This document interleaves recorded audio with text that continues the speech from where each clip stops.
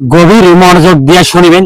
ও আমার মুরব্বী বাবাজি, ও আমার যুবক বাবাজি, আপনাদের কথা বলতেছি। আপনি ওয়াজ করে সময় এগুলো টুপিটা বানাবেন না, আমার ডিস্টার্ব হতেছে। টুপিটা খুলি পড়েছে হুজুর, এবারে টুপি ঠিক করে দিলাম। আপনারা শুনেন, এই আজকের সমাজে এইসব মানুষের কারণে আমরা ওয়াজ করতে পারি না। তো আমি মেন টপিকসে চলে যাচ্ছি। এই যে শেরপুর জেলার দুজন ভাইরাল কন্টেন্ট ক্রিয়েটর আছে, হচ্ছে বিল্লাল ভাই এবং নাচা ভাই বিনোদন। নাচা ভাই বিনোদন ফানি ভিডিও বানিয়ে ভাইরাল।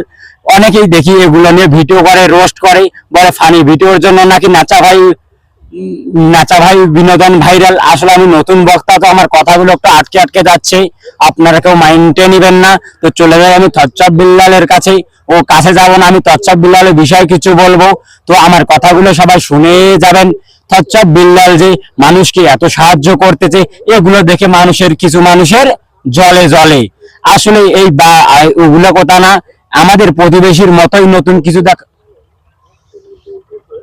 কাজ